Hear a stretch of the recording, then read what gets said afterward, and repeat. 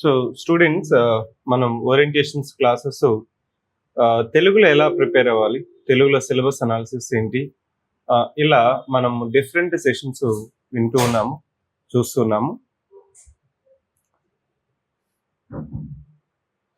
ఈ సెషన్లో మనం ఏం చూడబోతున్నాం అంటే అసలు ట్రెండ్ అనాలిసిస్ అంటే ఏంటి. ట్రెండ్ అనాలిసిస్ అంటే సో సబ్జెక్ట్ వైజ్ క్వశ్చన్స్ ఏ విధంగా అడుగుతున్నారు, తెలుగులో ఏ విధంగా మనం ప్రిపేర్ అవుతున్నప్పుడు ఈ డేటా డ్రివెన్ డేటా ఆధారంగా మనం ఏ విధంగా విశ్లేషణ చేసుకోవాలి, దానికి తగినట్టు మనం ప్రిపరేషన్ ఏ విధంగా స్టార్ట్ చేయాలి.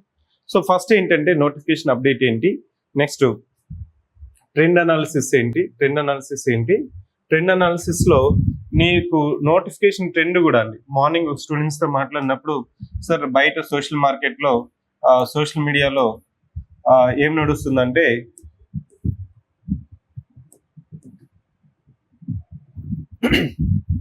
సోషల్ మీడియాలో ఏం చెప్తున్నారంటే ఫిలిమ్స్కి 45 days టైం ఇస్తారు, మెయిన్స్కి ఎక్కువ రోజులు టైం ఇవ్వరు, 60 daysలోనే పెట్టారు. ఇట్లాంటి ట్రెండ్ నడుస్తుంది. అది ఎంతవరకు నిజం? సో ఎంతవరకు నిజం అనేది మనం ఒకసారి ప్రీవియస్ నోటిఫికేషన్స్ ఆధారంగా మనం తెలుసుకుంటాము. దాన్ని బట్టి you can have some expectation. Films ఎప్పుడు ఉంటుంది, మెయిన్స్ ఎప్పుడు ఉంటుంది అనేది నీకు తెలిసినప్పుడు మనకి కొంతవరకు క్లారిటీ ఇచ్చినా కానీ క్లారిటీతో పాటు ఇంకా ఫిలిమ్స్ మెయిన్స్ ఎప్పుడు ఉంటుంది అనేది చెప్పలేదు. దాంతో పాటు మనకి ప్రశ్నలు, ఫిలిమ్స్ ప్రశ్నలు, అదేవిధంగా మెయిన్స్ ప్రశ్నలు సబ్జెక్ట్ వారీగా ఏ విధంగా విశ్లేషణ చేసుకోవాలి అనేది మనం కూడా ఈరోజు ట్రెండ్ అనాలిసిస్లో చూద్దాము. సో ఫస్ట్ నీకు నోటిఫికేషన్ అప్డేట్ ఏంటంటే ఇప్పుడున్న కొత్త అప్డేట్ ఏంటంటే సిలబస్ మారుతుందా, సిలబస్లో మార్పులు చేర్పులు ఏమన్నా ఉంటుందా అనేసి నన్ను అడుగుతున్నారు. దానికి సమాధానం చెప్తాను. నెక్స్ట్ ఇంకొక అప్డేట్ ఏంటంటే ఏపీపీఎస్సి నుంచి అదేవిధంగా గవర్నమెంట్ ఆఫ్ ఆంధ్రప్రదేశ్ నుంచి మనకు వచ్చింది ఏంటంటే స్థానిక కేడర్లు మరియు సో డైరెక్ట్ రిక్రూట్మెంట్కి సంబంధించిన ఒక ఆర్డర్ ఇచ్చారు. దానికి ఆధారంగా మనకి 75% reservation for local, non local వచ్చి 5%. సో ఇప్పుడు తెలంగాణలో కూడా మనకు అదే పద్ధతి ఉంది. ఇక్కడ స్టేట్ మొత్తాన్ని కలిపి మనము 3 కేడర్లుగా మారుస్తాం. Zonal cadre, multi zone, state cadre. So multi జోన్లో మొన్న తెలంగాణలో ఏమైందంటే మనకి స్టేట్ వైడ్ కేడర్లు తీసేసి డిప్యూటీ కలెక్టర్లు, డిఎస్పీలు కూడా మల్టీ జోన్ కేడర్ ఇచ్చారు. సో మల్టీ జోన్ వల్ల ఉపయోగం ఏంటి అంటే నీకు కాంపిటీషన్ ఆ మల్టీ జోన్లోనే ఉంటుంది. So you belongs to local in that respect to multi zone 1. So ఇప్పుడు మనకి ప్రజెంట్ ఆంధ్రప్రదేశ్లో ఎన్ని మల్టీ జోన్స్ ఉన్నాయి? 2 మల్టీ జోన్స్ ఉన్నాయి. మొత్తం 6 జోన్స్ ఉన్నాయి. సో జోన్ వైజ్ కూడా ఏ జిల్లాలు ఇక్కడ వస్తాయి అనేది కూడా ఇక్కడ నీకు మెన్షన్ చేశాను. సో ఇక్కడ నీకు మల్టీ జోన్ 1 అయితే for example if you belongs to so Visakhapatnam అయినప్పుడు నువ్వే జోన్ అవుతాయంటే zone 1, multi zone 1. So multi zone 1లో నీకు అక్కడున్న పోస్టులకు అంతా 95% లోకల్ అవుతావు. ఇక్కడ మల్టీ జోన్ 2లో నువ్వు నాన్ లోకల్ అవుతావు. అంటే దాని అర్థం ఏంటంటే నాన్ లోకల్ అంటే దాని అర్థం ఏంటంటే వేరే స్టేట్ కాదండి, వేరే జోన్ కావచ్చు, వేరే మల్టీ జోన్ కావచ్చు. ఇతరులంతా కలిపి నాన్ లోకల్ కింద కూడా వచ్చేస్తారు. దీనివల్ల అడ్వాంటేజ్ ఏంటంటే ఇప్పుడు లోకల్ కాంపిటీషన్ మాత్రమే ఉంటుంది. లోకల్ కాంపిటీషన్ అంటే జోనా, మల్టీ జోనా, ఆ జోన్లో నేను కాంపిటీషన్ అవుతాను. మొన్న జరిగినప్పుడు నీకేమైనా అర్థమైందంటే స్టూడెంట్కి ఒకవేళ నీకు డిప్యూటీ కలెక్టర్ నీకు టాప్ 5లో వచ్చావు, మల్టీ జోన్ 1లో నీకు డిప్యూటీ కలెక్టర్ రాలేదు, మల్టీ జోన్ 2లో నీకు నాన్ లోకల్ కింద డిప్యూటీ కలెక్టర్ వచ్చే స్కోప్ కూడా ఉంటుంది. అంటే దాని అర్థం ఏంటంటే ఈ లోకల్ క్యాడర్ సిస్టమ్ వల్ల Andhra Pradesh is having 2 states it self, multi zone 1 and multi zone 2. So multi zone 2లో గుంటూరు నుంచి నీకు శ్రీ సత్యసాయి డిస్ట్రిక్ట్ వరకు నీకు మల్టీ జోన్స్గా నువ్వు చెప్తాము. నెక్స్ట్ ఈ యొక్క ట్రెండ్ అనాలిసిస్ యొక్క మెయిన్ ఇంటెన్షన్ ఏంటంటే మనకి పరీక్షా విధానం ఇంకా అర్థం చేసుకోవడం ఉపయోగపడుతుంది. ప్రయారిటీ ఏంటి, సో ప్రిలిమ్స్ ప్రయారిటీ ఏంటి, మెయిన్స్ ప్రయారిటీ ఏంటి, సో అనవసరమైన అంశాలని నీకు తెల్లం తెలుస్తుంది. సో నీ యొక్క టైం మేనేజ్మెంట్ అనేది ఎఫెక్టివ్గా అవుతుంది. దీనివల్ల నీకు సిలబస్ వ్యాస్ట్గా ఉంది, ఎక్కువ ఉంది, దేన్ని ఫోకస్ చేయాలి, దేన్ని ఫోకస్ చేయకూడదు, ఇప్పుడున్న మనకి ఈ నోటిఫికేషన్కి నేను ప్రిపేర్ అవ్వలేనా, ఇట్లాంటి క్వశ్చన్స్ కంతా ట్రెండ్ అనాలిసిస్ నుంచి కొంతవరకు నీకు చాలా ఉపయోగకరం. చాలా కాదండి, కొంతవరకు కాదు, చాలా వరకు నీకు ఉపయోగకరం. సో ఇక్కడ మొత్తం నీకు పేపర్ 1, పేపర్ 2 ప్రిలిమ్స్ లో తీసుకుంటే మనకి 2 పేపర్లు ఉన్నాయి, ప్రిలిమ్స్ లో 2 పేపర్స్ ఉన్నాయి, మెయిన్స్ లో నీకు మొత్తం సో 5 మెరిట్ పేపర్లు అయితే 2 క్వాలిఫైయింగ్ పేపర్స్ ఉన్నాయి.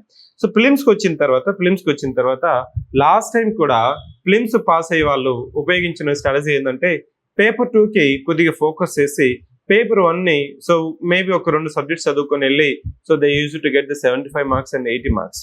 సార్ అదే ట్రెండ్ నేను ఈ అటెంప్ట్ లో ఉపయోగించవచ్చా అంటే, if you are strong in mental ability, నువ్వు స్ట్రాంగ్ గా ఉన్నావు, భయం లేదంటే నీకు ఆ స్ట్రాటజీ వర్క్ అవుతుంది. లేదు సార్ మెంటల్ ఎబిలిటీ అంతంత మాత్రం అంటే ఆ స్ట్రాటజీ అనేది నువ్వు నమ్ముకోలేము. సో ట్రెండ్ అనాలిసిస్ లో ఫస్ట్ నోటిఫికేషన్ ట్రెండ్ అనాలిసిస్ ఒకసారి చూద్దాము. ఈ నోటిఫికేషన్స్ 2016, 18, 22, 23 నోటిఫికేషన్స్. సో 22 నోటిఫికేషన్ ఒకసారి గమనించినట్లయితే ఈ 22 నోటిఫికేషన్ మనకి నోటిఫికేషన్ తేదీ వచ్చి సో ఆల్మోస్ట్ నీకు ఎప్పుడు ఇచ్చారంటే సో 2022 9th మంత్ అంటే ఇప్పుడు now year in June month. So June, July, August, September. So September month లో నీకు నోటిఫికేషన్ ఇచ్చారు. సెప్టెంబర్ నోటిఫికేషన్ లో 92 వేకెన్సీస్ కి ఇచ్చారు. ప్రిలిమ్స్ చూసుకుంటే నీకు సో నీకు ఎన్ని మంత్స్ టైం ఇచ్చారండి, చూడండి. సో ఆల్మోస్ట్ నీకు సో సెప్టెంబర్ అయిపోతే అక్టోబరు, నవంబరు, డిసెంబర్ అంటే ఎన్ని months? 3 months it is given for prelims exam. 3 months it is given for prelims exam. Similarly మనకి ఈ డిసెంబర్ లో ఇచ్చిన 2023 లో ఇచ్చిన నోటిఫికేషన్ మార్చ్ లో ఎగ్జామ్ జరిగింది. సో ప్రిలిమ్స్ కి ఎంత టైం ఇచ్చారు? ఇక్కడ కూడా ఆల్మోస్ట్ 3 months టైం ఇచ్చారు. సో దీన్ని బట్టి నీకు అర్థం చేసుకోవాల్సింది ఏంటంటే ప్రిలిమ్స్ కి 80 days నుంచి 90 days వరకు నీకు నోటిఫికేషన్ నుంచి మనకి ఎగ్జామ్ వరకు ఉండే స్కోప్ ఉంటుంది. సార్ దానికంటే ఇప్పుడున్న సోషల్ మీడియాలో చాలా తక్కువ టైం ఉంటుందంట, ఎందుకంటే జాబ్ క్యాలెండర్ ముందే చెప్పేశారు కాబట్టి ఈసారి మేము తక్కువ టైం ఇచ్చినా కానీ సో ఎలాంటి పిటిషన్స్ రావు. ఇవంతా కాదు. ఎప్పుడైనా కానీ నోటిఫికేషన్కి వచ్చేటప్పుడు మనకి ప్రిలిమ్స్ కి 80 days నుంచి 90 days కి టైం అనేది ఉంటుంది. నెక్స్ట్ ఇక్కడ చూడండి మెయిన్స్ ఎప్పుడు జరిగింది అంటే మెయిన్స్ నీకు థర్డ్ జూన్ నుంచి సో 10th June వరకు ఇచ్చారు. అంటే జనవరి, ఫిబ్రవరి, మార్చ్, ఏప్రిల్, మే ఆల్మోస్ట్ 5 months నీకు ఇక్కడ మెయిన్స్ అనేది ఇచ్చారు. 5 months అనేది ఇక్కడ మెయిన్స్ కి ఇచ్చారు. కానీ 2023లో నీకు ప్రిలిమ్స్ మార్చ్ లో జరిగితే మెయిన్స్ నెక్స్ట్ ఇయర్ మేలో జరిగింది. సో ఇక్కడ నేను చెప్పదలుచుకునేది ఏంటంటే ఇక్కడ ఇంకొక నోటిఫికేషన్ 2016 నోటిఫికేషన్ గమనించినట్లయితే మనకి మేలో ప్రిలిమ్స్ జరిగితే మెయిన్స్ పరీక్షలు మనకి ఎప్పుడు జరిగాయండి? సెప్టెంబర్ లో జరిగాయి. సో అంటే జూన్, జూలై, ఆగస్ట్, సెప్టెంబర్ ఇక్కడ కూడా 100 days టైం అనేది ఇచ్చారు. 100 days అనేది టైం ఇచ్చారు. సో మెయిన్స్ కూడా దాదాపు 90 days నుంచి 100 days అనేది లాస్ట్ 3-4 నోటిఫికేషన్స్ నేను అబ్జర్వ్ చేసినట్లయితే ప్రిలిమ్స్ కి మెయిన్స్ కి నీకు చెప్పదలుచుకున్నాను. సార్ దేనికంటే తక్కువ ఇచ్చేస్తారంటే తక్కువ ఇచ్చేస్తే ఏం చేసేది ఏం లేదని, కానీ ఎప్పుడు నీ మైండ్ సెట్ ఎలా ఉండాలంటే నీకు పాజిటివ్ గా సో గత నోటిఫికేషన్సే నీకు ప్రామాణికం. ఓల్డ్ నోటిఫికేషన్స్ యొక్క నుంచి మనం ఏం నేర్చుకుంటాం అనేదే మన యొక్క ఇంటెన్షన్. సో ఇప్పుడు నువ్వు అర్థమైంది కదా, ప్రిలిమ్స్ కి ఎంత టైం ఇవ్వచ్చు? 80 days నుంచి 90 days ఇవ్వచ్చు. మెయిన్స్ కి వచ్చిన తర్వాత సో 90 days నుంచి 100 days వరకు I'm saying based on the previous four notifications ఆధారంగా నేను చెప్పాను. నెక్స్ట్ సార్ ప్రశ్నల విధానం ఏ విధంగా ఉంది అనేది ఒకసారి నువ్వు గమనించినట్లయితే, ఏ విధంగా ఉంది అనేసి ఒకసారి అబ్జర్వ్ చేసినట్లయితే 2024 లో నీకు జరిగిన ఎగ్జామ్ జరిగినట్లయితే సో మొత్తం క్వశ్చన్స్ కి డైరెక్ట్ స్టేట్మెంట్ 240 క్వశ్చన్స్ కి నీకు 60 క్వశ్చన్స్ మాత్రమే డైరెక్ట్ ఉన్నాయి. రిమైనింగ్ అంతా multi statement 2 statement, 3 statement, 4 statement, 5 statement, matching pairing చూడండి, అలా దాదాపు 25 క్వశ్చన్స్ ఇచ్చారు. సో దీన్ని బట్టి నీకు అర్థం అయింది ఏంటంటే నీకు లాస్ట్ టైం కూడా చెప్పాను. సో ప్యాటర్న్ అనేది నీకు ఏమర్థం అవుతుందంటే, ప్యాటర్న్ నుంచి నువ్వు నేను నేర్చుకోవాల్సింది ఏంటంటే, ప్యాటర్న్ మల్టీ స్టేట్మెంట్ అయితే, మల్టీ స్టేట్మెంట్ అంటే మోర్ దాన్ వన్ స్టేట్మెంట్, ఒకటి కంటే ఎక్కువ స్టేట్మెంట్స్, ఎక్కువ అంటే ఒకటి కంటే ఎక్కువ స్టేట్మెంట్స్ ఉన్న క్వశ్చన్స్ కి నువ్వు చదివేటప్పుడే హెక్సాగోనల్ అప్రోచ్ లో నువ్వు చదువుకోవాలి. హెక్సాగోనల్ అప్రోచ్ అంటే నీకు 6 పాయింట్స్ నోట్ చేసుకోవాలి. ఒక కాన్సెప్ట్ చదువుతున్నావు, ఒక టాపిక్ చదువుతున్నావు, ఒక ఇష్యూ చదువుతున్నావు, దాని గురించి మినిమం అండ్ మాక్సిమం 6 పాయింట్స్ నువ్వు నేర్చుకోవాలి. ఆ 6 పాయింట్స్ నువ్వు నోట్ చేసుకోవాలి, చదువుకోవాలి, గుర్తుపెట్టుకుంటే అప్పుడు నీకు మెయిన్స్ ఎట్లా అడిగినా ప్రిలిమ్స్ ఎట్లా అడిగినా కానీ నీకు ఈజీ అవుతుంది. నెక్స్ట్ నేను చెప్పాలనుకున్నది ఏంటంటే పేపర్ 1. సో పేపర్ 1లో ఇప్పుడు నీకు క్లియర్ గా ఉంది. ముందంతా ఎలా ఉండేదంటే 2017లో నీకు సబ్జెక్ట్ వైజ్ క్లియర్ గా ఉండేది కాదు, క్లియర్ గా సబ్జెక్ట్ వెయిటేజ్ అనేది లేదు. సో కానీ 22-24లో ఈ ఎగ్జామ్స్ కి నీకు ఏంటంటే, మొత్తం పేపర్ 1లో 4 సబ్జెక్ట్స్ ఉన్నాయి. పేపర్ 1లో 4 సబ్జెక్ట్స్ ఉన్నాయి. సో చరిత్ర మరియు సంస్కృతి, హిస్టరీ అండ్ కల్చర్, చరిత్ర మరియు సంస్కృతిలో నీకు 30 క్వశ్చన్స్ వస్తాయి, 30 మార్క్స్ ఉన్నాయి. 30 questions 30 marks. Next Indian polity, భారత రాజ్యాంగం, రాజకీయం, సామాజిక న్యాయం, ఇంటర్నేషనల్ రిలేషన్స్, అంతర్జాతీయ సంబంధాలు. ఇది మనకి పాలిటీ, సొసైటీ, ఐఆర్ అంటాము. సో రాజ్యాంగము, రాజకీయము, సామాజిక న్యాయం, సామాజిక అంశాలు, అంతర్జాతీయ సంబంధాలు కలిపి నీకు 30 క్వశ్చన్స్ 30 మార్క్స్. నెక్స్ట్ భారత ఆర్థిక వ్యవస్థ గురించి నీకు కూడా ఇక్కడ నీకు రెండిటి, AP economy, Indian economy. Sir AP ఎకానమీకి ఎంత వెయిటేజ్ ఉంది అంటే ఇక్కడ నీకు 5 to 6 మార్క్స్ కంటే ఏపీ ఎకానమీకి లేదు, మెయిన్ గా ఇండియన్ ఎకానమీకే ఉంది. నెక్స్ట్ భౌగోళిక శాస్త్రంలో మొత్తం 30 క్వశ్చన్స్. సో దేర్ఫోర్ ఫిలిమ్స్ లో పేపర్ 1లో నీకు ఉన్నది ఏంటంటే subject wise. So subject wise నీకు 4 సబ్జెక్ట్స్ ఉన్నాయి. 4 సబ్జెక్ట్స్ నుంచి 30 questions 30 marks. Next mains paper 2 తీసుకున్నట్లయితే, పేపర్ 2 తీసుకుంటే సో ఇది మెంటల్ ఎబిలిటీ పేపర్. సో ఇక్కడ నీకు బేసిక్ న్యూమరసీ ఉంది, లాజికల్ రీజనింగ్ ఉంది, మెంటల్ ఎబిలిటీ ఉంది. Basic numeracy, logical reasoning, mental ability. మనం ఏదైతే క్యాంపస్ ప్లేస్మెంట్స్ కి మీరు ప్రిపేర్ అయి ఉంటారో, అర్థమెటిక్, రీజనింగ్, సో ఇది చదువుకొని ఉంటారో, ఈ సిలబస్ చదువుకొని ఉన్న వాళ్ళకి ఇది మ్యాథ్స్ సిలబస్ కాదు, ప్యూర్ మ్యాథ్స్ సిలబస్ కాదు, జనరలైజ్డ్ సిలబస్, సాధారణ గణిత శాస్త్రం అంటే మీరు 10th క్లాస్లో ఏదైతే నేర్చుకుని ఉంటారో దానికంటే ఒక +2 లెవెల్లో నీకు ఇక్కడ క్వశ్చన్స్ అనేది ఉంటాయి. అంటే పర్సంటేజెస్, నిష్పత్తులు, ప్రపోర్షను, ఈ యావరేజెస్, సో సగటు, టైమ్ అండ్ డిస్టెన్స్, సమయము మరియు ఈ time and distance, time and velocity, ఇట్లాంటివంతా ఉన్నాయి చూసారా. ఇవంతా కలిపి నీకు 60 క్వశ్చన్స్ ఇచ్చారండి. ఈ 60 క్వశ్చన్స్ ఇక్కడ స్టూడెంట్స్ ఫాలో అయ్యే ఒక స్ట్రాటజీ ఏంటంటే, సార్ నాకు పేపర్ 2లో ఈ మెంటల్ ఎబిలిటీ ప్రిసైజ్ గా సిలబస్ తక్కువగా ఉంది, దాన్ని ఫోకస్ చేస్తే నేను పేపర్ 2 నుంచి ఇక్కడ కానీ పేపర్ 2లో 60 మార్క్స్ 40 మార్క్స్ తెచ్చుకొని, పేపర్ 1లో కొన్ని సబ్జెక్ట్స్ చదువుకొని, పేపర్ 2లో ఉన్న కరెంట్ అఫైర్స్ అదేవిధంగా సైన్స్ అండ్ టెక్నాలజీ చదువుకొని వెళ్ళి నేను ప్రిలిమ్స్ కొట్టేస్తాను.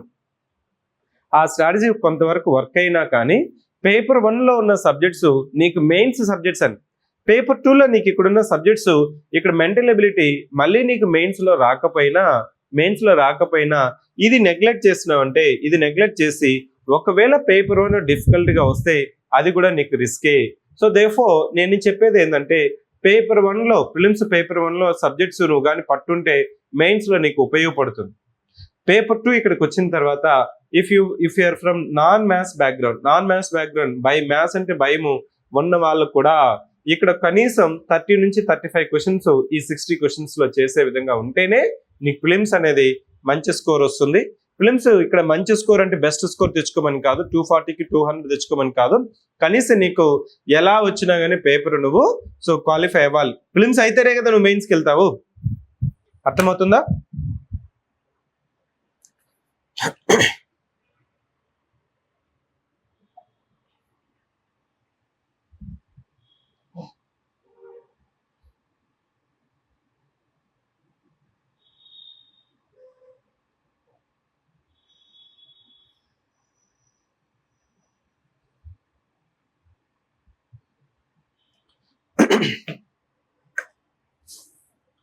సో దేర్ఫోర్ మనకి science and technology questions, environment, international affairs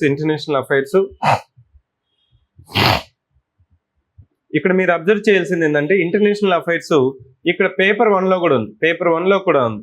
so అది కొద్దిగా ఓవర్లాపింగ్ అవుతుంది. సో ఇంటర్నేషనల్ రిలేషన్స్ వల్ల నీకు paper 2 current affairs, paper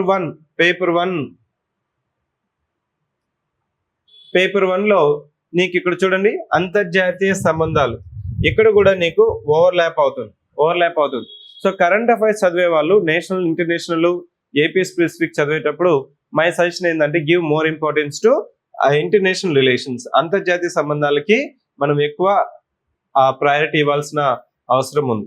so prelims నుంచి నేను చెప్పేది ఏంటంటే ప్రిలిమ్స్లో ఎంత స్కోర్ తెచ్చుకోవాలనేది మన చేతుల్లో ఉండదు, నీ చేతుల్లో ఉండదు. పేపర్ను బట్టి డిసైడ్ అవుతుంది. సో పేపర్ టఫ్గా వెళ్ళిందంటే కట్ ఆఫ్ అనేది 60 కూడా, లాస్ట్ టైం 58, 62 కూడా కట్ ఆఫ్ అనేది ఆగింది. సో ఈసారి కూడా అలాంటి కట్ ఆఫ్ ఉంటుందా అనేది మనం చెప్పలేము. కానీ నీకున్న స్ట్రాటజీ ఏంటంటే పేపర్ 1లో ఆ 4 సబ్జెక్ట్స్ ఉన్నాయి కదా. So history, polity, geography, so economy, ఈ 4 సబ్జెక్ట్స్ వీలైనంత వరకు చదువుకోవాలి. ఎందుకు సార్ అంటే ఇదే సబ్జెక్ట్స్ మనకి మెయిన్స్లో ఉన్నాయి. పేపర్ 2ని మాత్రం మీరు నెగ్లెక్ట్ చేయకూడదు. పేపర్ 2లో మెంటల్ ఎబిలిటీ నుంచి సో మీరు మ్యాథ్స్ బాగా చేయగలను అనుకుంటే 40 అబోవ్ టార్గెట్ చేయండి. మ్యాథ్స్ అంతంత మాత్రమే అనుకుంటే మాత్రం 30-35 టార్గెట్ చేయండి. So current affairs, science and technology, dynamic part, precise syllabus అది ఒక 2 సార్లు మనము compilation latest 8 months current affairs సంబంధించి నువ్వు కానీ చదువుకున్నావంటే అక్కడ కూడా ఈ 60 మార్క్స్కి 30 మార్క్స్ అనేది వచ్చేస్తుంది. అంటే ఒక స్టూడెంట్ ప్రాపర్గా చదివితే పేపర్ 2 నుంచే నీకు సో 60 నుంచి 65 మార్క్స్ వస్తాయి. పేపర్ 1లో ఒక 45 మార్క్స్ వస్తే నీకు 100 నుంచి 110 మార్క్స్ అనేది మనం పేపర్ 1 నుంచి పేపర్ 2 ప్రిలిమ్స్కి మనం ముందుకెళ్ళచ్చు. Next now let's focus on మెయిన్స్లో ప్రశ్న సరళి ఏ విధంగా ఉంటుంది. సో జనరల్ ఎస్ఏకి వచ్చిన తర్వాత మనకు తెలిసింది జనరల్ ఎస్ఏలో మనం మొత్తం 3 ఎస్ఏలు రాయాలి. సో ఈ 3 ఎస్ఏలు రాసేటప్పుడు సెక్షన్ 1, సెక్షన్ 2 ప్రతి సెక్షన్లో కూడా మనకి 3 అంశాలు ఇస్తాడు. ఆ 3 అంశాల్లో ఒక అంశం రాయాలి. సో ఇక్కడ ఎస్ఏ టాపిక్స్ మాత్రము, తెలియని టాపిక్ రాదు. ఫర్ ఎగ్జాంపుల్ నీ చుట్టూ ఇప్పుడు మనకి ఏదైతే న్యూస్లో రిపీటెడ్గా మీరు ఒక సాధారణ తెలుగు న్యూస్ ఛానల్ చదువుతూ ఉంటే వారానికి ఏదో ఒక అంశము రిపీటెడ్గా 5 సార్లు 6 సార్లు వేస్తూ ఉంటారు. అదే ఎస్ఏ టాపిక్. ఫర్ ఎగ్జాంపుల్ చూడండి, మనకి జనగణన న్యూస్లో ఉందా? సో జనగణన న్యూస్లో ఉంది. నెక్స్ట్ ఇరాన్ ఇజ్రాయెల్ అంతర్జాతీయ సంబంధాలు, ఉక్రెయిన్ రష్యా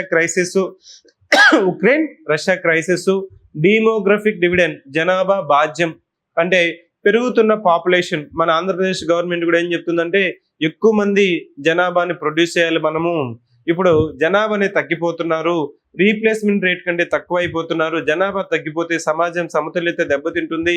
సో జనాభాను పెంచండి, ఒకరు వద్దు, 2 ముద్దులు, 3 అయితే ఇంకా మంచిది అనేది కూడా చెప్తున్నారు. అంటే దాని అర్థం ఏంటంటే మనకి జనాభా సో ఈ సమతుల్యత ఉండాలి. జనాభా సమతుల్యత లేకపోతే ఇప్పుడు ఒకప్పుడు ఏమనుకున్నానంటే ఓవర్ పాపులేషన్, జనాభా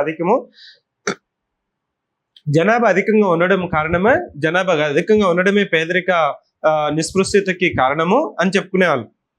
ఇప్పుడు ఏం చెప్తున్నాము, జనాభా అనేది వనరులు, వాటికి కావాల్సిన స్కిల్ డెవలప్మెంట్ పెంచి మనం వాటి నుంచి కూడా మనము సో అభివృద్ధిని సాధించవచ్చు అని చెప్తున్నాం. సో ఎస్ఏ టాపిక్ వచ్చిన తర్వాత ప్రశ్నలు ఏ విధంగా వస్తున్నాయంటే మనకి న్యూస్లో ఏదైతే అంశాలు రిపీటెడ్గా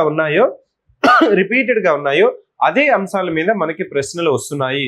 సో ఇక్కడ నీకు చూడండి, ఇదే ఆర్థిక అంశం కావచ్చు, పర్యావరణం కావచ్చు, లింగ సమానత్వం, నీటి సంరక్షణ, ఆంధ్రప్రదేశ్లో పర్యాటకం, మహమ్మారులు అంటే పాండమిక్స్, మళ్ళీ ఇప్పుడు ఎబోలా క్రైసిస్ అనేది ఒకటి వస్తుంది. సో ఇప్పుడు చూడండి, ఈ రోజు ఎస్ఏ అంశాలు మనం తీసుకున్నట్లయితే నీటి ఎద్దడి మళ్ళీ మొదట అవుతుంది. ఎల్లినో ప్రభావము, సో మనకి నైరుతి ఋతుపవనాల యొక్క ద్వారా వర్షపాతం అంతంత మాత్రమే ఉండబోవచ్చు. రాబోయే కాలంలో నీటి ఆధారిత పంటలు తగ్గించి సో వర్షాధారిత పంటలకి మళ్ళాల్సిన అవసరం ఎంతైనా ఉంది. ఇట్లా నీకు ఏదైతే అంశాలు రిపీటెడ్గా మనకి న్యూస్లో ఉన్నాయో వాటి మీద నువ్వు ఒక 6 పేజెస్ నుంచి 8 పేజెస్ రాయగలిగితే ఎస్ఏ పేపర్ అనేది నీకు నీ చేతిలో ఉంటుంది. ఇంకా చెప్పాలంటే ప్రతి సెక్షన్ లో ఇచ్చిన 3 అంశాలు తెలిసినవి ఉంటాయి. తెలిసినవి ఉన్నా కానీ ఎందుకు రాయలేకపోతున్నారు స్టూడెంట్ అంటే ముందే ఎస్ఏ ప్రాక్టీస్ చేయకపోవడం వల్ల. సో ఎస్ఏ ప్రాక్టీస్ చేసావంటే నీకు ఆటోమేటిక్ గా పేపర్ 1 లో ఎలాంటి ఇష్యూ లేదు. నెక్స్ట్ పేపర్ 2 తీసుకుంటే మెయిన్స్ లో భారతదేశం, ఆంధ్రప్రదేశ్ చరిత్ర మరియు సంస్కృతి. ఇక్కడ ఇండియన్ హిస్టరీ, ఏపీ హిస్టరీ, అదేవిధంగా కల్చర్ కూడా, హిస్టరీ అండ్ కల్చర్. సో చరిత్రతో పాటు సంస్కృతి కూడా ఈక్వల్ ఇంపార్టెన్స్ ఇవ్వాలి. మనము సమాన ప్రాధాన్యత ఇవ్వకపోతే సంస్కృతికి, నువ్వు జస్ట్ పొలిటికల్ హిస్టరీనే నేర్చుకుని వెళ్ళావు, చదువుకొని వెళ్ళావు, దానికోటి మీద దృష్టి సాధించావు. సో సంస్కృతి చరిత్ర మీద నువ్వు దృష్టి సాధించలేదంటే మినిమం హిస్టరీలో సమ్ క్వశ్చన్స్ నీకు పోయినట్లే. సో పేపర్ 2 నుంచి నేను చెప్పాలనుకున్నది ఏంటంటే it is not history paper, it is history culture. Sir history culture అంటున్నారు, దానికి ఏమైనా స్పెషల్ గా ప్రిపేర్ అవ్వాలా? లేదండి. సో ఇప్పుడు ఏం చెప్తున్నామంటే హిస్టరీ చదివేటప్పుడే ఆ కాలంలో ఫర్ ఎగ్జాంపుల్ గుప్తుల కాలము, సో మౌర్యుల కాలము, అదేవిధంగా సో వేదిక కాలంలో మలివేద కాలము, తొలివేద కాలము, సింధు నాగరికత, ఇట్లాంటి కాల సమయంలో కాలానుక్రమంగా సంస్కృతి ఏ విధంగా పరిణామం చెందింది అనేది నువ్వు ప్రాముఖ్యత దృష్టి సాధించి చేసినప్పుడే నీకు ఇక్కడ తెలుస్తుంది. ఇక్కడ అయితే రిపీటెడ్ క్వశ్చన్స్ అంటే మనము వర్క్ బుక్స్ ఇచ్చాము. వర్క్ బుక్స్ లో కూడా నేనేం చూసానంటే సింధులోయ నాగరికత, బౌద్ధ మతము, శివాజీ యొక్క గొప్పతనము, సో భూ ఆదాయ వ్యవస్థలు, చోళులు, మత సంస్కరణ ఉద్యమాలు, స్వాతంత్ర పోరాటంలో నాయకుల పాత్ర, ముఖ్యంగా మహాత్మా గాంధీ, నెక్స్ట్ శాతవాహనులు, అది ఏపీ హిస్టరీ అండి, శాతవాహనులు, విజయనగర సామ్రాజ్యము, సో ఏపీ పునర్వ్యవస్థీకరణ చట్టము, ఆంధ్రప్రదేశ్ ఏర్పాటు, సామాజిక సంస్కృతులు, తెలుగు భాష మిషనరీల పాత్ర. సో ఇప్పుడు కూడా మనకి ఆంధ్రప్రదేశ్ పునర్వ్యవస్థీకరణ చట్టం 2014 గురించి 2014లో ఉన్న చెప్పబడిన అంశాలు ఈ 2026 అంటే 12 మాసాలు ఒక పుష్కర కాలం అయిపోయినా కానీ ఇంకా మనము పునర్వ్యవస్థీకరణ చట్టంలో అంశాలు ఇంకా మనం పరిష్కారం చేసుకోలేదు, అలా మిగిలిపోయినాయి. నేను ఇక్కడ చెప్పాలనుకునేది ఏంటంటే హిస్టరీ సంస్కృతి నుంచి మీకు ప్రీవియస్ ఇయర్ క్వశ్చన్స్ ప్రాక్టీస్ చేసినామంటే నీకు ఇంకేం అవసరం లేదు. ప్రతి సెక్షన్ నుంచి 50 క్వశ్చన్స్ ప్రాక్టీస్ చేసామంటే సెక్షన్ ఏ నుంచి 50, సెక్షన్ బి నుంచి 50, నెక్స్ట్ సెక్షన్ 3లో నీకు మొత్తం కలిపేది ఏంటంటే మొత్తం జాగ్రఫీ మొత్తం కల్పించారు. So Indian geography and AP geography. ఇక్కడ ఏం చెప్తున్నామంటే Indian geography and AP geography మొత్తం కనిపించినట్లయితే ఈ పేపర్ 2లో నీకు జాగ్రఫీ మీద కొంతవరకు డైనమిక్ గా అడిగినా కానీ హిస్టరీ క్వశ్చన్స్ ఏదైతే ప్రశ్నలు అడుగున్నారో గతంలో వాటిని నువ్వు ప్రాక్టీస్ చేసినావు అంటే చాలని. ఎస్ఐకి ఏం చెప్పానంటే ఎస్ఐ పేపర్ వచ్చి కరెంట్ అఫైర్స్ లో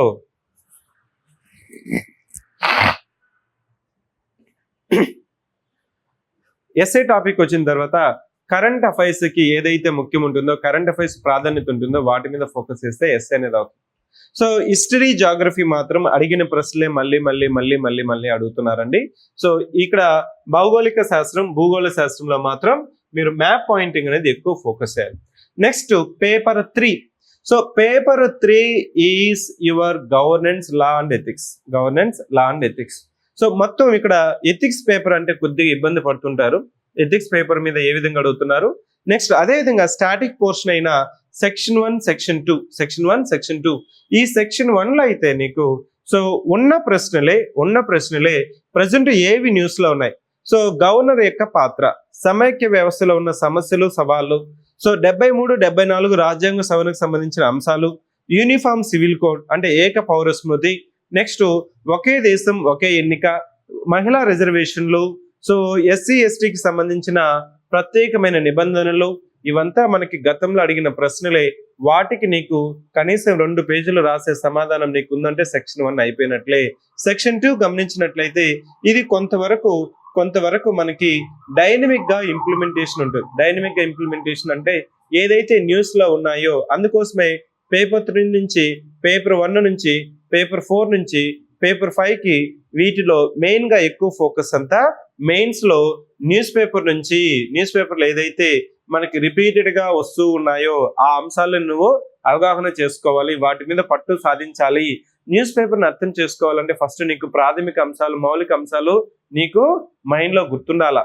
అది నీకు సెక్షన్ 2. సెక్షన్ 3కి వచ్చిన తర్వాత జనరల్ గా ఏం చెప్తుంటారంటే సార్ ఎథిక్స్ పేపర్ మనకి యూపీఎస్సీకి ఉంది, అదేవిధంగా గ్రూప్ 1కి ఉంది, మెటీరియల్ లేదని చెప్తున్నారండి. మెటీరియల్ కాదు, మనం రిలీజ్ చేసే మెటీరియల్. ఇక్కడ కేస్ స్టడీస్ కి ఎక్కువ ఫోకస్ అయ్యాలి. కేస్ స్టడీస్ ఎక్కువ ఫోకస్ అయ్యాలి. కేస్ స్టడీస్ అంటే ఏంటంటే ఇప్పుడు మనకి నిన్ననే ఒక న్యూస్ అనేది రిపీటెడ్ గా న్యూస్ లో మనకి ఉంది. సో గాదే సాయి కృష్ణ కేసు, కృష్ణలంకలో జరిగిన, విజయవాడ దగ్గర జరిగిన కృష్ణలింక్ లో జరిగిన అలెజ్డ్ లాకప్ డెత్. ఇంకా ఎందుకంటే మనం ప్రభుత్వాలు దాన్ని ఇంకా సమర్థించలేదు. సో ప్రభుత్వం ఇంకా మనకి అక్కడ లాకప్ డెత్ జరిగిందని చెప్పకపోయినా మనకున్న ఇన్ఫర్మేషన్ న్యూస్ పేపర్ నుంచి వచ్చింది మరి నిజం అనుకుంటే అక్కడ మనకి హ్యూమన్ రైట్స్ వైలేషన్స్, మానవ హక్కుల వైలేషన్స్ ఏ విధంగా జరిగిందనేది ఇట్లాంటి కేసెస్ మనకి న్యూస్ లో వచ్చినప్పుడు దాంట్లో ఉన్న అంశం ఏమిటి అంటే ఏంటంటే జవాబుదారీతనం, లెక్కలేనితనం, చట్టాన్ని చేతిలోకి తీసుకోవడం. ఒక పోలీస్ అధికారి చేయాల్సిన పని ఏంటి? ఇన్వెస్టిగేషన్ చేసి ఛార్జ్ షీట్ కోర్టుకి సమర్పించడం మాత్రమే. అంతేగాని అతను తప్పు చేస్తాడు, అతనే నిర్దోషి అనేసి నువ్వు చట్టాన్ని చేతిలో తీసుకొని అతన్ని నువ్వు శిక్షించే అధికారం నీకు లేదు. ఆ రీస్ట్రెయింట్, ఆ పరిమితి, ఆ అధికారాలు నీకు తెలుసుకోకపోతే నీకేమవుతుందంటే మన భారతదేశంలో ప్రజాస్వామ్యంలో ఉన్నట్లు కాదు. సో పోలీసు రాజ్యం, ఇదేమి రాజ్యం అనేసి మనకి నినాదాలు తీయడం కాదు. ఇట్లాంటివి చూసినప్పుడు మనకి అవి నిజమేమో అనే అనిపించేవి కాదండి, కనిపించే సందర్భాలు మనకు అప్పుడప్పుడు కనిపిస్తూ ఉంటాయి. వాటిని నోట్ చేసుకొని ఆ అంశంలో ఏమి నైతిక కోణం లోపించింది అనేది నువ్వు రాయగలిగినప్పుడు అప్పుడు నీకు కేస్ స్టడీస్ అంటే నువ్వు వెళ్ళి రీసెర్చ్ చేసి నువ్వు కేస్ స్టడీ చేసి దాని నుంచి రాయమని కాదు. ఉన్న కేస్ స్టడీ నుంచి నువ్వు ఏమి ఉదాహరణ చెప్తున్నావు అనేదే ఇక్కడ పేపర్ 3. నెక్స్ట్ పేపర్ 4 తీసుకుంటే పేపర్ 4లో నీకు ఈ ప్రశ్నల యొక్క ధోరణి కానీ అబ్జర్వ్ చేసినట్లయితే, గమనించినట్లయితే నీకు ఫౌండేషన్ బేసిక్ కాన్సెప్ట్స్ కానీ పట్టున్నట్లయితే అప్పుడు ఆర్థిక వ్యవస్థకు సంబంధించిన అంశాల మీద నీకు అవగాహన చేసుకునే అర్థం అనేది ఉంటుంది. అగైన్ నేను ఏం చెప్తున్నానంటే ఇక్కడ so AP economy, Indian economy, అదేవిధంగా మనకి డెవలప్మెంట్ కి సంబంధించిన కొన్ని అంశాలు. అంటే నీకు అభివృద్ధితో పాటు పర్యావరణం అభివృద్ధి బాగా జరుగుతుంది, మనం దేశంలోనే గొప్పగా ఉన్నాం లేదా ప్రపంచంలోనే గొప్పగా ఉన్నామంటే నీకు అభివృద్ధి ఉందంటే ఆటోమేటిక్ గా పర్యావరణం మీద దాని యొక్క ప్రభావం ఎంతవరకు ఉంటుంది, ఎంతవరకు మనం పర్యావరణం మీద ఈ అభివృద్ధి ప్రభావం ఉంటుంది, దాన్ని అంచనా వేసుకుంటూ మనం ముందుకెళ్లాల్సిన అవసరం ఉంది. సో ఇక్కడ ఈ పేపర్ 4లో నేను చెప్పేది ఏంటంటే సో మౌలిక అంశాల మీద పట్టు సాధించి మీరు budget survey chapter 1 AP budget, AP survey, అదేవిధంగా భారతదేశం యొక్క బడ్జెట్, భారతదేశం యొక్క సర్వే ఫస్ట్ చాప్టర్ చదివినట్లయితే నీకు మొత్తం ఆర్థిక వ్యవస్థలో వివిధ రంగాల్లో ఏ అంశాలు ఉన్నాయి, ఏ అంశాల మీద సమస్యలు ఉన్నాయి, వాటిని ఏ విధంగా మనం పరిష్కరించుకోవాలనే మార్గం కూడా సో ఈ బడ్జెట్ సర్వేలో ఉంటుంది. Therefore paper 4 is all about your budget and survey. ఈ బడ్జెట్ సర్వే చదివే ముందు నేనేం చెప్తుంటానంటే సో ఇప్పుడున్న ప్రభుత్వాల యొక్క మేనిఫెస్టో ఒకసారి చూడండి. మేనిఫెస్టోలో ఉన్న అంశాలని ఎన్నుకోబడిన ప్రభుత్వాలు అమలు చేయడానికి ప్రయత్నం చేస్తుంటాయి. సో ప్రతి బడ్జెట్ లో కూడా డైరెక్షన్ మారుతూ ఉంటుంది, ఫోకస్ మారుతూ ఉంటుంది. ఎందుకు ఫోకస్ మారుతుంది ఇక్కడ చూడండి. ప్రజారుణం, పబ్లిక్ డెట్ ఇప్పుడే కాదండి, సో ప్రభుత్వాలు ఏర్పడినప్పటి నుంచి మళ్ళీ కొత్త ప్రభుత్వం వచ్చేంత వరకు ప్రభుత్వ రుణం. నెక్స్ట్ ఆర్థిక సంఘం యొక్క సిఫార్సులు, ఆర్థిక మరియు రెవెన్యూ రేటు, ద్రవ్యమను ఆర్థిక విధానాలు, ఆర్థిక సంస్కరణలు, ఏపీ బడ్జెట్, ఏపీ వ్యవసాయ బడ్జెట్, ఏపీ ప్రత్యేక బడ్జెట్, అదేవిధంగా మహిళా సాధికారిత కోసం పెట్టుబడులు, పేదరికం మరియు భారతదేశంలో పేదరికం, ఆంధ్రప్రదేశ్లో పేదరికం, సుస్థిర వ్యవసాయం, ఆంధ్రప్రదేశ్లో ఉన్న వనరులు, భారతదేశంలో ఉన్న వనరులు. ఇప్పుడు మనము ఏం చెప్తున్నాం, జీరో బడ్జెట్ న్యాచురల్ ఫార్మింగ్ అంటున్నాం. ఇట్లాంటి వాటికంతా కూడా నీకు మౌలిక అంశాలతో పాటు నీకు బడ్జెట్ సర్వే మీద ఫోకస్ చేసినావంటే నీకు కొంతవరకు ముందుకెళ్తావు. నెక్స్ట్ ఇక్కడ సో స్మార్ట్ సిటీలు, శక్తి వనరులు, అదేవిధంగా సో ఇంద్రధనుసు విప్లవము, ఆంధ్రప్రదేశ్లో ఉన్న వివిధ కారిడార్లు, ఆంధ్రప్రదేశ్లో ఉన్న పబ్లిక్ డిస్ట్రిబ్యూషన్ సిస్టమ్. సో ఇవంతా నీకు ప్రభుత్వాలు మారినప్పుడు వ్యవస్థ కంప్లీట్ గా మొత్తం మారిపోదని, వ్యవస్థ అనేది కొంతవరకు వాళ్ళు అనుకున్న విధానంలో వ్యవస్థను కొంత మలచడానికి ప్రయత్నం చేస్తుంటారు. సో అదే మనం ఇక్కడ చెప్తున్నాము. నెక్స్ట్ పేపర్ 5 లో నువ్వు గుర్తుపెట్టుకోవాల్సింది ఏంటంటే science and technology paper observe చేసినట్లయితే సో మీరు సిలబస్ చూస్తే సార్ ఇది చాలా స్టాటిక్ గా ఉంది, ఓల్డ్ సిలబస్ ఉంది అనుకుంటారు. క్వశ్చన్స్ చూసుకుంటే రెండు అడుగుతున్నారు, స్టాటిక్ అడుగుతున్నారు, డైనమిక్ అడుగుతున్నారు. రెండిటి మీద ఎవరికైతే పట్టుంటుందో, ఇంకా చెప్పాలంటే ఎవరైతే paper 5 paper 1 again I repeat, ఎవరైతే పేపర్ 1 మీద పట్టు సాధిస్తారో వాళ్ళకి డిప్యూటీ కలెక్టర్ వస్తుంది. పేపర్ 2 పేపర్ 3 అందరూ రాస్తారు. పేపర్ 2 పేపర్ 3 అందరూ ఎందుకు రాస్తారంటే హిస్టరీ, జాగ్రఫీ, ఎకానమీ, పాలిటీ ఈ 4 సబ్జెక్టులు అందరూ చదువుతారు. అందుకోసమే ఫిలిమ్స్ లో హిస్టరీ, జాగ్రఫీ, పాలిటీ, ఎకానమీ అందరూ చదువుతారు కాబట్టి పేపర్ 2 పేపర్ 3 పేపర్ 4 అనేది అందరూ రాస్తారు. అందరికి 75 నుంచి 95 వరకు వస్తాయి.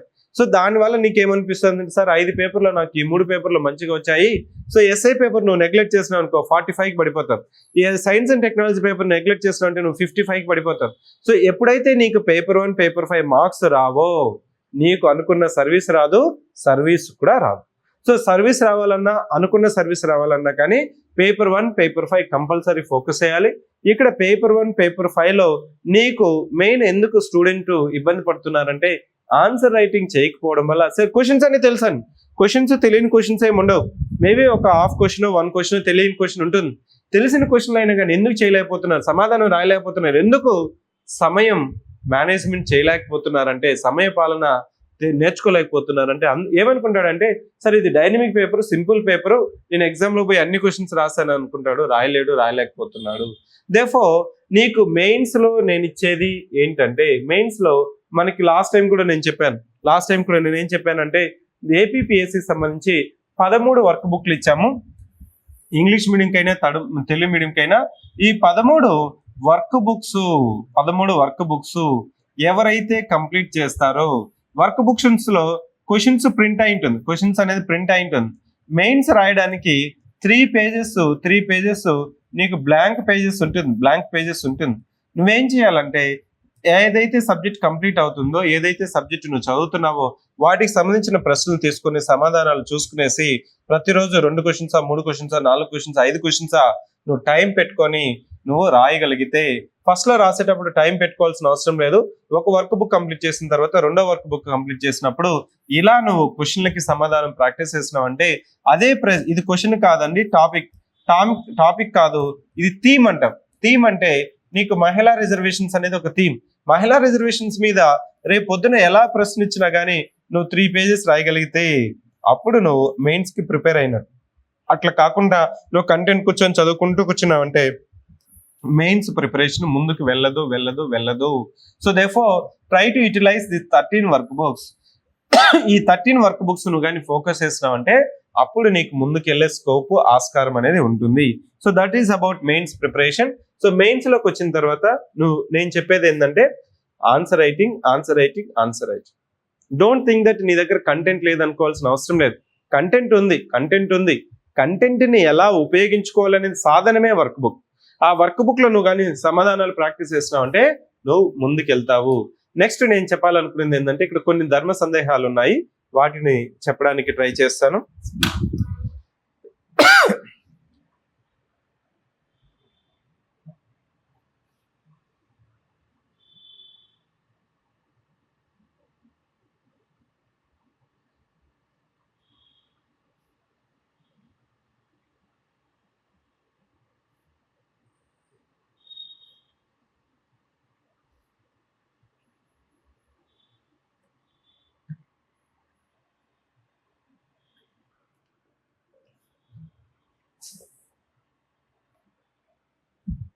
సో ఈ మెయిన్స్ వర్క్ బుక్ లో మీకు కొంతవరకు ఏంటంటే అండర్లైనింగ్ చేయొచ్చా, హైలైటింగ్ చేయొచ్చా, స్పెషల్ మార్క్స్ ఏంటి, మీకు క్వశ్చన్ పేపర్ మీద ఏం మెన్షన్ చేశారంటే you have to write with ball point pen తో మాత్రమే రాయాలి.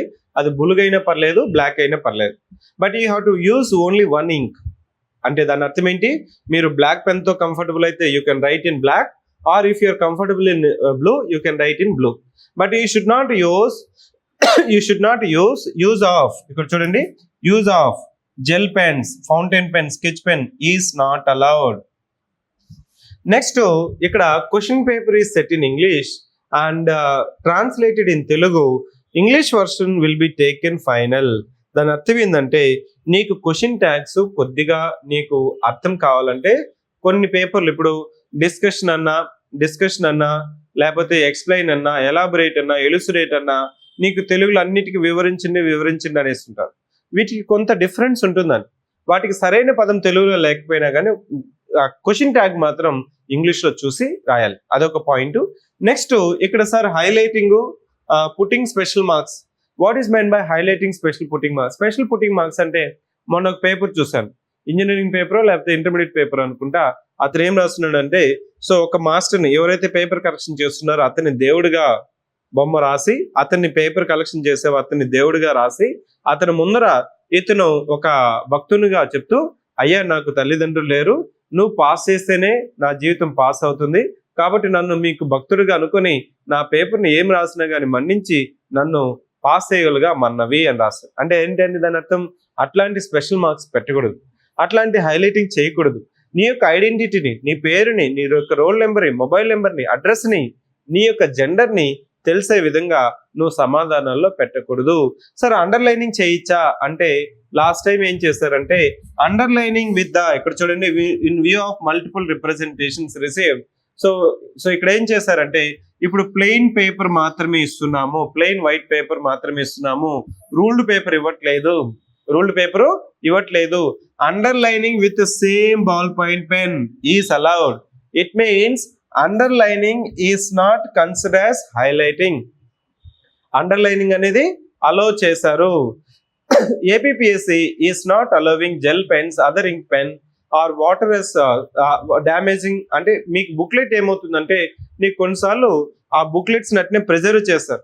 సో బుక్లెట్స్ ని ప్రిజర్వ్ చేస్తారు కాబట్టి ఆ బుక్లెట్ లో నువ్వు ఒకవేళ జెల్ పెన్స్, ఫౌంటైన్ పెన్స్ వాడినప్పుడు నీ ఆన్సర్ బుక్లెటే కాదు, పక్కనోడ ఆన్సర్ బుక్లెట్ కూడా పోతుంది. కాబట్టి బాల్ పాయింట్ పెన్ మాత్రమే వాడాలి. నెక్స్ట్ ఇంకా ఏం చెప్తున్నామంటే, use of sketch pen will be considered as a malpractice. Sketch pen కూడా మనము వాడకూడదు. సో దేర్ఫోర్ ఇప్పుడు ఏంటంటే, అండర్లైనింగ్, మీరు బాల్ పాయింట్ పెన్ బ్లూతో రాస్తున్నారు, బ్లూతో రాసేటప్పుడు బ్లూ ఇంక్ తోనే అండర్లైన్ చేసుకోవచ్చు, బ్లాక్ తో రాస్తున్నారు, బ్లాక్ తోనే అండర్లైన్ చేసుకోవచ్చు. సార్ పెన్సిల్ వాడచ్చా, స్కెచ్ పెన్ వాడచ్చా, మిగిలిన వాటి గురించి ఏమీ ఇక్కడ నీకు ఇవ్వలేదు. Okay, is it clear? Next సాధారణ సందేహాలు మీకు ఇంతకుముందు చెప్పాను. దీని గురించి మనం ఏం చెప్తున్నామంటే, మెయిన్స్ ఎగ్జామినేషన్ హాల్లో సో ఓన్లీ పెన్సిల్, ఇక్కడ ఎరేజరు, కొన్ని వాటిలో నీకు చూడండి, candidates may carry black, blue or ball point pen only. Hall tickets, valid original photo, ID card, ఇవి. ఓకే, ఇది మనకి మీకు అంత సిగ్నిఫికెంట్ ఏం కాదు. So this is about trend analysis. So trend analysis నుంచి ప్రిలిమ్స్ కి ఏం చేయాలి? ఈ రోజు నుంచి ప్రిలిమ్స్ కి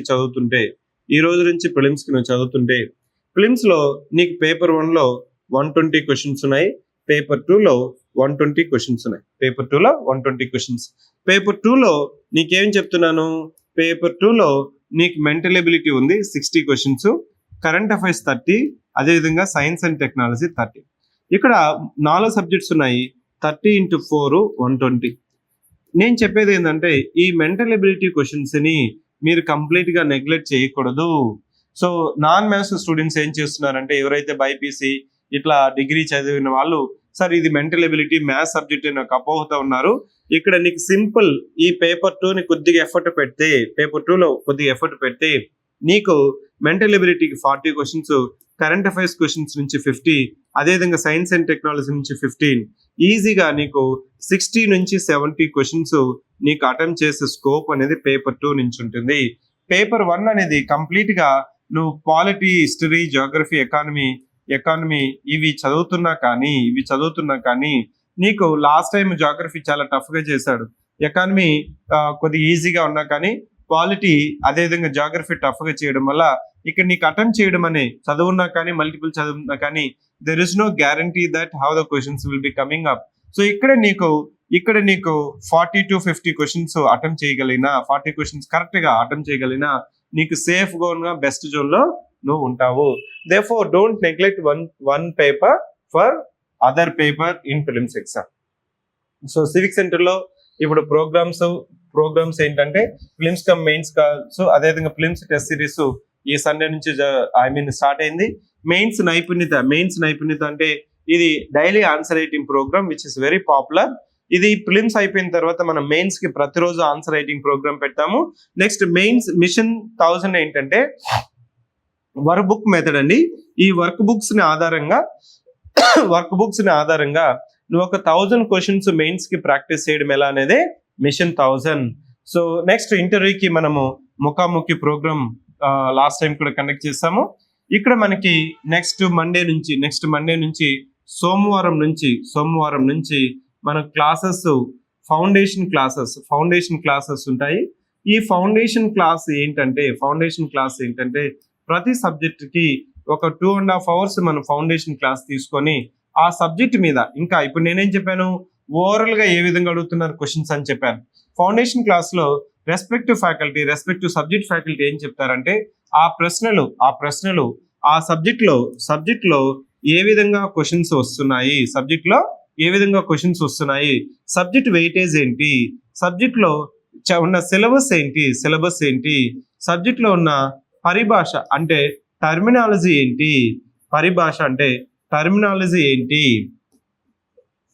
సబ్జెక్ట్ కి సంబంధించిన మీకు ఎలాంటి పుస్తకాలు చదవాలి, ప్రామాణిక పుస్తకములు ఏ విధంగా మనము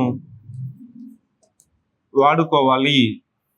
నెక్స్ట్ ఆ సబ్జెక్ట్ కి సంబంధించిన నీకు ఏదైనా డౌట్స్ ఏదన్నా ఉంటే ఏ విధంగా డౌట్స్ క్లారిఫికేషన్ చేసుకొని ముందుకెళ్తే ప్రతి సబ్జెక్ట్ లోనూ మీరు స్ట్రాంగ్ గా ఉండొచ్చు, అదేవిధంగా వీక్ గా ఉండొచ్చు. లేదు ఆ సబ్జెక్ట్ మీకు థ్రెట్ గా అనిపించినా దాన్ని అనాలిసిస్ చేసుకోవాలి. దాన్నే మనం స్వాట్ అంటాము, స్ట్రెంగ్త్, వీక్నెస్, ఆపర్చునిటీస్, థ్రెట్. అవి తెలుసుకొని నువ్వు ముందుకెళ్ళావంటే ఇక్కడ ఒక సబ్జెక్ట్ ని వదిలేసి ఇంకో సబ్జెక్ట్ ని ఫోకస్ చేస్తే వచ్చేది కాదండి. ఉన్న సబ్జెక్ట్స్ లో కూడా ఏదైతే స్ట్రాంగ్ ఉంటావో దాన్ని ఇంకా స్ట్రాంగ్ చేసుకోవడము, ఏదైతే వీక్ ఉంటావో దాన్ని కనీసం ఒక యావరేజ్ లెవెల్కి తీసుకెళ్ళామంటే కంపల్సరీ నీకు గ్రూప్ 1 సర్వీస్ అనేది 100% వస్తుంది. సో తెలుగు మీడియంలో కూడా ఎందుకు లాస్ట్ టైం మేము తెలుగు మీడియం బయట పెట్టట్లేదు, బయట మనకి క్లాసెస్ కూడా చెప్పట్లేదు అంటే ఒక అపోహ అనేది క్రియేట్ చేశారు, ఒక మిత్ అనేది క్రియేట్ చేశారు. తెలుగులో చదివితే, తెలుగులో రాస్తే, తెలుగులో ప్రిపేర్ అయితే నీకు గ్రూప్ 1 సర్వీసు వస్తుందో రాదనేసి డౌట్ అనేది క్రియేట్ చేశారండి. లాస్ట్ టైం ఏపీ గ్రూప్ 1 లో కావచ్చు, తెలంగాణ గ్రూప్ 1 లో కావచ్చు, మనకి ప్రయత్నం చేస్తే ఫలితం అనేది ఉంటుంది. ఓకే, ఇంకా ఏమైనా డౌట్స్ ఉంటే online students please ask me. First online students తీసుకొని then I will take up online students.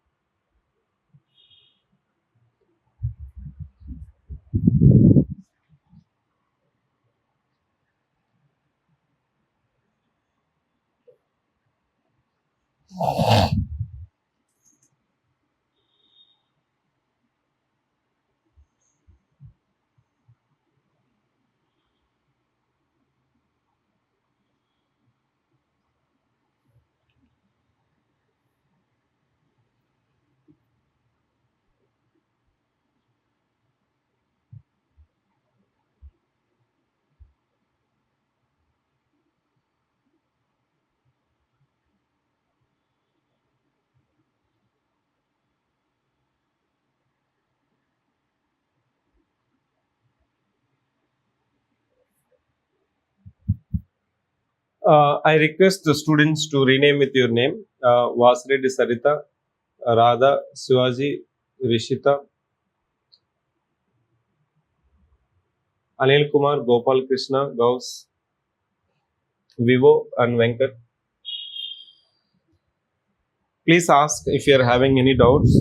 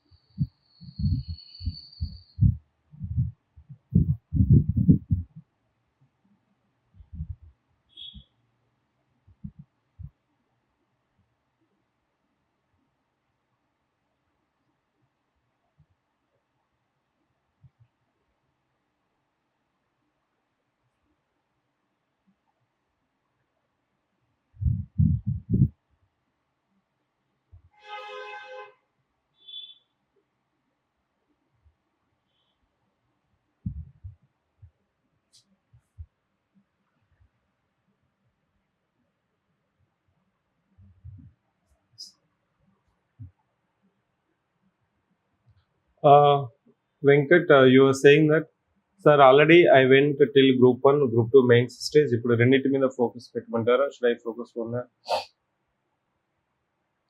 So Venkat, ఎప్పుడు రెండింటి మీద ఫోకస్ చేయడం అనేది అడ్వైజబుల్ కాదు. మీకు డిస్క్రిప్టివ్ ఎగ్జామ్ రాయగలను అంటే you have to focus on group 1. Group 1లో నేను రాయగలను. లాస్ట్ టైము మెయిన్స్ నీకు తెలుసుంటుంది కదా, రాసేటప్పుడు ఏంటి ఇష్యూ అనేది. సో గ్రూప్ 2కి వచ్చిన తర్వాత మనకి ఎక్కువగా మల్టిపుల్ చాయిస్ క్వశ్చన్స్ మీద ఫోకస్ చేస్తాం. దో సిలబస్ ఈ సేమ్, సిలబస్ 2 ఉన్నా కానీ రెండింటి మీద ఫోకస్ చేయలేమండి. సో దేర్ఫోర్ ఇక్కడ నేను చెప్పేది ఏంటంటే, నువ్వు 1 or 2 అనేది నీకు తెలుస్తుంది, దేనికి చదివితే నేను వస్తుంది అనేసి. నాకే కదండి, నీకే ఒక ఆటోమేటిక్గా సెల్ఫ్ కాన్ఫిడెన్స్ ఏ ఎగ్జామ్ మీద ఏదైతే ఉంటుందో, ఈ ఎగ్జామ్కి నేను ప్రిపేర్ అయితే ప్రాక్టీస్ చేస్తే కంపల్సరీ నాకు సర్వీస్ వస్తుంది అనేసి నీకు ఆటోమేటిక్గా కాన్షియస్ అంటాం చూసారా, 6th సెన్స్ అంటాం, ఆ సెన్స్ అనేది నీకే తెలుస్తుంది. దాని మీద ఫోకస్ చేయాలి, రెండింటి మీద ఎప్పుడూ ఫోకస్ చేయొద్దని చెప్తాను. ఒకవేళ నీకు గ్రూప్ 1 రాసేసి గ్రూప్ 2కి మెయిన్స్కి నీకు టైం ఉంది అనుకున్నా, అప్పుడు నువ్వు గ్రూప్ 2 రాస్తావు. అలా నువ్వు ప్లాన్ చేసుకోవాలి, అంతేకాని రెండింటి మీద ఫోకస్ చేయడం అనేది అడ్వైజబుల్ కాదు. సో గ్రూప్ 1 ఫస్ట్ వస్తుంది కదా, గ్రూప్ 1 ఫోకస్ చేయడం అనేది కూడా మంచి లాజిక్ కాదు. ఈ రెండిట్లో దేనికి ప్రిపేర్ అయితే I'm confident to get the service, ఆ ఇంటెన్షన్తో చదువుకోవాలి.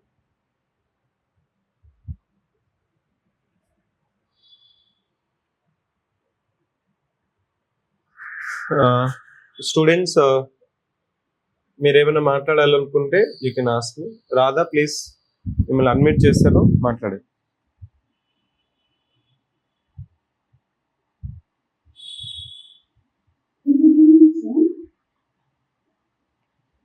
చెప్పండి.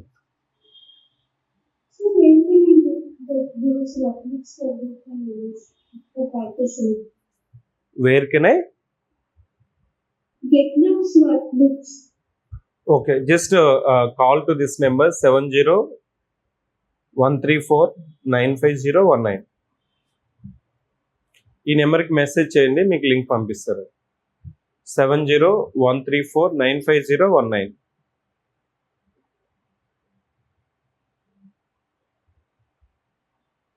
Is there any other question from your side, Miss Radha?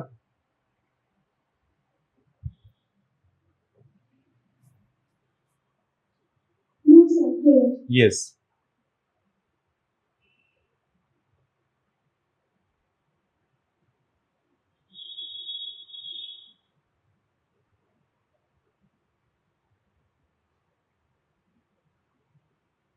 So any other doubts? Those students who are not having any doubts and clarifications, thank you for joining the session.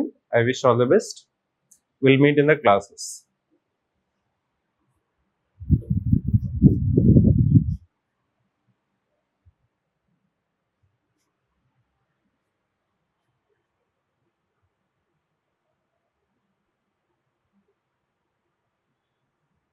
Now, if you're having still any doubts or you wanted to speak with me, నాతో మాట్లాడాలనుకున్నా కానీ ఈ నెంబర్కి message చేయండి.